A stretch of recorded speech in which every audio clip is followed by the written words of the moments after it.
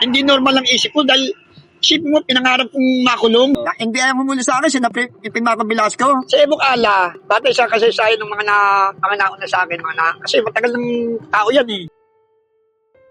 Pag nakalala ko talagang hindi may iwasan na paging emotional ako.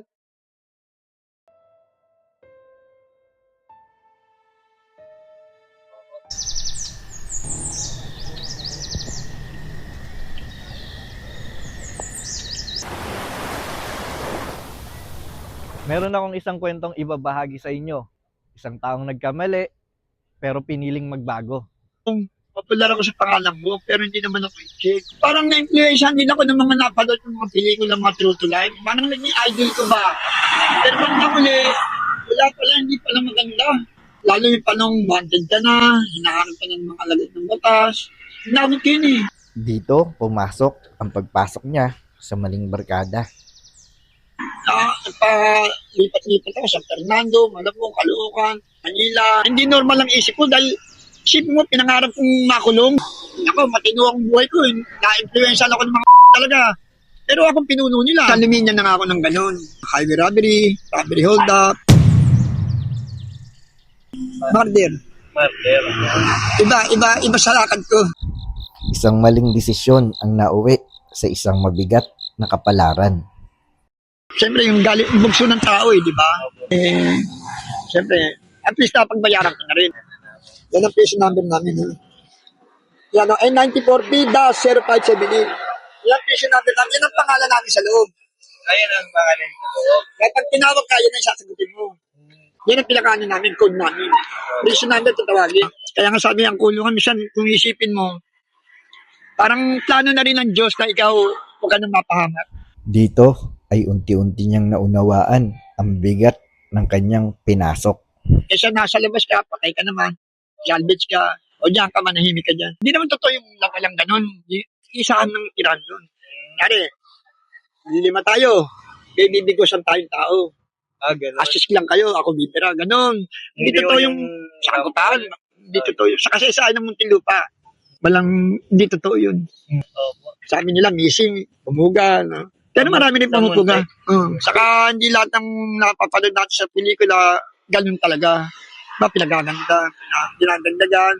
Kasi, yung, isang bago pasok ka doon, bida ka, mambubugbog ka ng mayor, hindi totoo yun.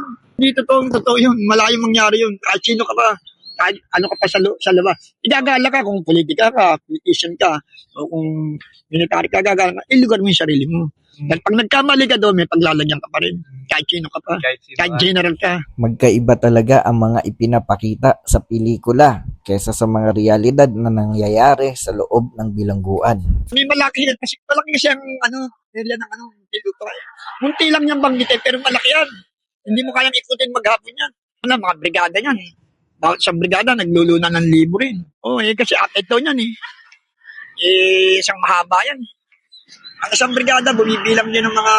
Kasi yung kabuuan nun, yung pinaka-net, nandun akong 15,000. Nasa 13 yata, doble. Kaya may pinadadala na dito. Pag may tira ka, yung araw yun, may pribileho. Kaya pag may tira ka, magdusa ka. Ganun. Kinapos ka timira ka di pala ka.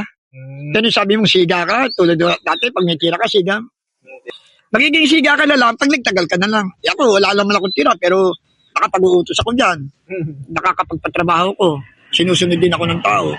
Kasi nga, yung naging performance mo, naging mabuti ka rin naman sa kanila. Kasi kahit puro kayo walang yadya, sabihin na natin, mapusakal kayo, iba yung dating ng pakikitungo mo.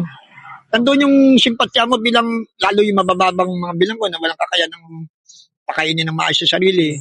Susunod siya yan kahit magpapasay ka magdamag papaypay ka, gagawin niya. Pero hindi mo sila inaabuso, babayaran mo rin sila. Bibigyan mo rin. Hindi man kasing halaga ng bayad sa labas, babayaran mo rin sila kahit paano. Ganun dyan. Ibig sabihin, hindi pa siganan laban na yun. Pagalingan sa buhay.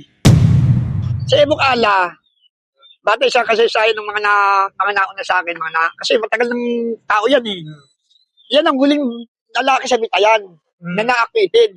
Kasi maraming nabitay eh. Manakalain na pa mga bitay eh. Siya ang kaulihan na lalaki sa bitayan, si Primitivo Evocala. Siya yung bitay na hindi natuloy ang bitay niya. Dahil nga, sa may stop ng inalis na yung execution. Ganda lalaki si Primitivo Evocala. Nandun yung picture niya eh. Masasabi ko lang sa mga kabataan ngayon na sumisibol, huwag nyo na sanang pangarapin ta na sundan ng mga yapak ng mga taong inaakala yung naging maganda sa paningin nyo, sa mga kaisipan nyo. Titiyakin ko sa inyo, pagsisisihan nyo ng solidal, walang magandang ibubunga yan, lalo pagka dinanas nyo na, yung kayo pumahawak na sa malamig na bakan ng reyas.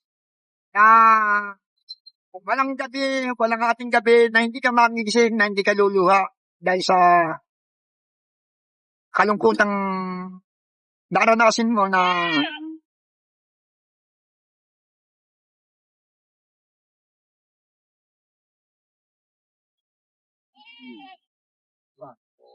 napalayo ka sa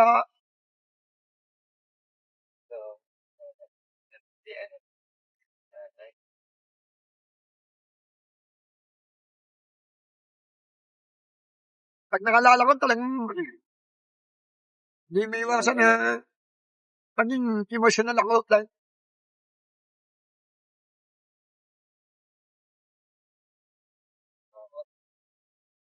Sige tayo po. Ganun na.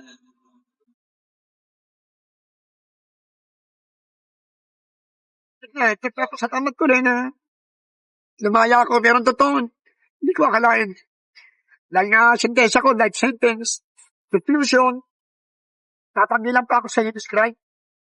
Kaya, sinabihan na kami, siguro mga 3 months to go bago ko natawagan ng hindi ko inaasahang laya na napabilang ako doon sa mga dinatawag na surprise na laya ba na yung due for release. Opo. Hindi ko akalain kasi talagang sinabihan kami na wag na kaming umasa. Kami mga heinous crime.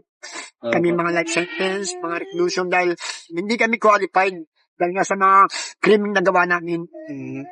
Kasi may mga ganun may mga status silang tinitignan kung qualified ka o hindi. Hindi ka makakatanggap ng mga privilege ng tiyatag ng mga GCTA.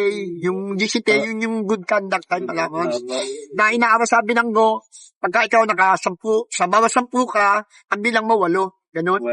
Dati ganun Pero hindi doon natapos yung kwento niya.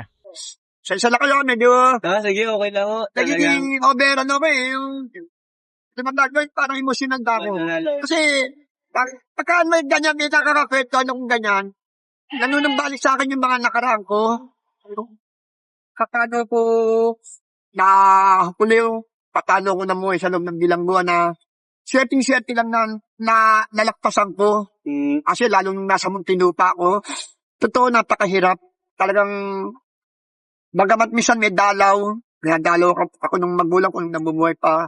Pero pagkalis ng dalaw, yun ang pinakamalungkot na sandali sa isang bilanggo. Yung nagpapaalam na sa'yo yung dumalaw sa'yo, babay ka na lang sa pinto, tapos hindi mo na alam kung kailan ulit kayo magkikita. Masakit na, pero wala. Parang, yung mga doon tinutundukan yung pakikita nyo. Dahil nga, yun yung mga sinasabing hangganan ng pagkikita nyo na hindi mo man na magagawa yung mga dati mong ginagawa. Dahil nga, sa hirap na inabot ko sa loob ng kulungan. Kaya sa mga kabataan o matatanda na nanonood ngayon, sana magsilbi itong paalala na bawat maling desisyon ay may kapalit. Palagi nating piliin ang tama hanggat may oras pa. Ako si Tony Cal, magandang araw po sa lahat. Bawat alaala, Tony Cal TV, kwento totoo, buhay ng tao, dito mo matutunghayan.